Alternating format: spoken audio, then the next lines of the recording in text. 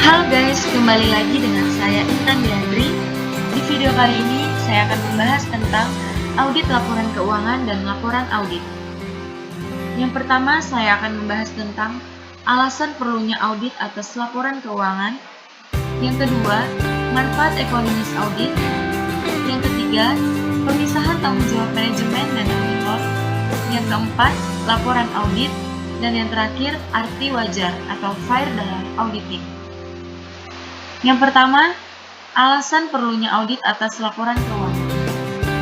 Laporan keuangan merupakan hasil akhir dari proses akuntansi yang mengajikan informasi yang berguna untuk pengambilan keputusan oleh berbagai pihak. Laporan keuangan yang utama terdiri atas neraca, laporan rugi laba, dan laporan arus kas. Laporan keuangan tersebut disajikan oleh manajemen. Audit laporan keuangan merupakan jenis audit yang paling sering dilakukan oleh auditor independen. Hal ini menyebabkan audit laporan keuangan dapat meningkatkan kepercayaan para pemakai laporan keuangan yang dihasilkan oleh perusahaan. Laporan keuangan yang berguna bagi membuat keputusan adalah laporan keuangan yang berkualitas. Ada 4 alasan yang dapat menjawab pertanyaan mengapa audit atas laporan keuangan diperlukan. Alasan yang dapat menjawab pertanyaan tersebut adalah sebagai berikut. Yang pertama ada perbedaan kepentingan, yang kedua konsekuensi, yang ketiga kompleksitas, dan yang keempat keterbatasan akses. Yang kedua, manfaat ekonomis. Meningkatkan kredibilitas, meningkatkan efisiensi dan kejujuran, meningkatkan efisiensi operasional perusahaan, dan yang terakhir, mendorong efisiensi pasar modal. Yang ketiga, ada pemisahan tanggung jawab manajemen dan auditor. Ada perbedaan tanggung jawab auditor independen dengan manajemen. Manajemen bertanggung jawab atas pembuatan dan isi laporan keuangan yang dimuat dalam asersi atau pernyataan manajemen. Auditor independen bertanggung jawab memberikan pendapat mengenai kewajaran laporan keuangan yang dihasilkan oleh manajemen. Yang keempat, laporan audit. Laporan audit merupakan alat formal auditor untuk mengkomunikasikan suatu kesimpulan yang diperoleh mengenai laporan keuangan auditan kepada pihak yang berkepentingan. Adapun laporan audit baku terdiri dari 3 paragraf. Yang pertama, paragraf pengantar, yang kedua, paragraf lingkup, dan yang ketiga, paragraf pendapat. Paragraf pengantar. Terdapat 3 kalimat dalam paragraf pengantar. Kalimat pertama menjelaskan objek yang menjadi sasaran audit. Terdapat 2 hal penting, yaitu yang pertama, auditor memberikan pendapat atas laporan keuangan setelah ia melakukan audit atas laporan tersebut. Yang kedua, objek yang diaudit oleh auditor adalah laporan keuangan klien. Kalimat kedua dan ketiga menjelaskan tanggung jawab manajemen dan tanggung jawab auditor. Paragraf lingkup berisi pernyataan auditor bahwa yang pertama, audit dilaksanakan berdasarkan standar auditing yang telah ditetapkan oleh organisasi profesi akuntan publik.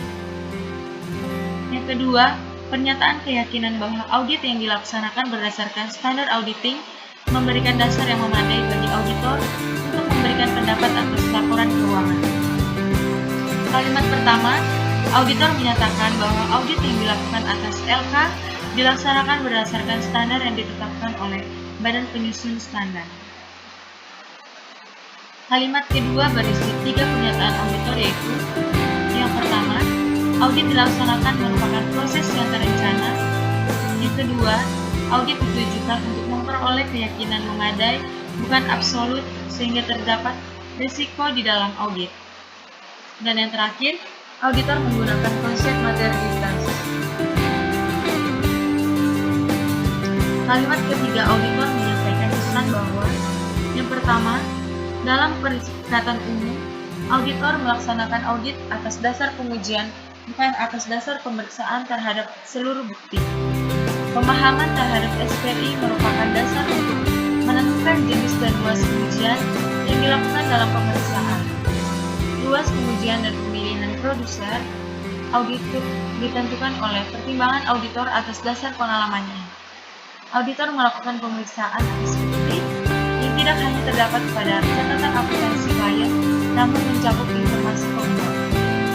Kalimat keempat menjelaskan bahwa auditor menggunakan pertimbangan dalam menetapkan dan mengevaluasi penyajian LK yang dilakukan oleh manajemen. Kalimat kelima mengidentifikasi keterbatasan lain audit, yaitu bahwa pendapat yang dinyatakan oleh auditor hanya dilandasi oleh dasar yang memadai dan memberikan pernyataan bahwa auditor telah membuat kesimpulan positif mengenai pekerjaan audit yang telah dilaksanakan. Paragraf pendapat merupakan paragraf yang digunakan oleh auditor untuk menyatakan pendapatnya mengenai laporan keuangan. Terdapat 4 tipe pokok laporan audit yang diterbitkan oleh auditor. Yang terakhir, arti wajar.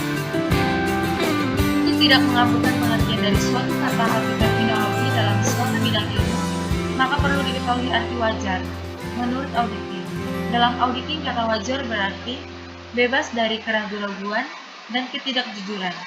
Adapun jenis-jenis pendapat auditor. Yang pertama, pendapat wajar tanpa pengecualian, pendapat wajar tanpa pengecualian dengan tambahan bahasa penjelasan, pendapat wajar dengan pengecualian, pendapat tidak wajar, pernyataan tidak memberikan pendapat.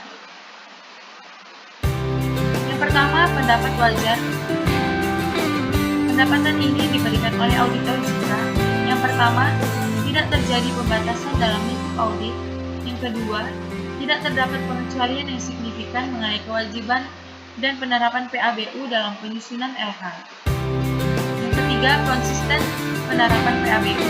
Yang keempat, pengungkapan memadai dalam LK. Yang kedua, pendapat wajar tanpa pengecualian dengan bahasa penjelasan.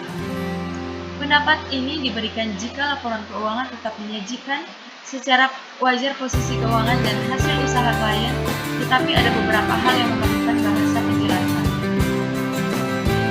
Yang ketiga, pendapat wajar dengan pengecualian. Pendapat ini diberikan jika auditor menjumpai kondisi berikut ini. Yang pertama, lingkup audit dibatasi oleh klien. Yang kedua, laporan keuangan tidak disusun sesuai PABU. Yang ketiga, auditor tidak dapat melaksanakan prosedur audit penting atau tidak memperoleh informasi penting karena kondisi yang berada di luar kekuasaan klien maupun auditor. Dan yang terakhir, PABU tidak diterapkan secara konsisten. Yang keempat, pendapat tidak wajar. Pendapat ini diberikan jika LK klien tidak disusun berdasarkan PABU sehingga tidak menyajikan secara wajar posisi keuangan, hasil usaha, perubahan ekuitas, dan arus kas. Yang kelima, pernyataan tidak memberikan pendapat. Beberapa kondisi yang menyebabkan auditor tidak memberikan pendapat antara lain yang pertama, pembatasan yang luar biasa terhadap lingkup audit. Yang kedua, auditor tidak independen dalam hubungannya dengan klien. Adapun unsur laporan audit. Yang pertama, pihak yang dituju. Yang kedua, paragraf pengantar. Yang ketiga, paragraf info. Yang keempat, paragraf pendapat. Yang kelima, nama auditor. Yang keenam, nomor izin akuntan publik. Yang ketujuh, tanda tangan. Dan yang terakhir, tanggal laporan audit. Mungkin itu saja yang bisa saya jelaskan. Terima kasih.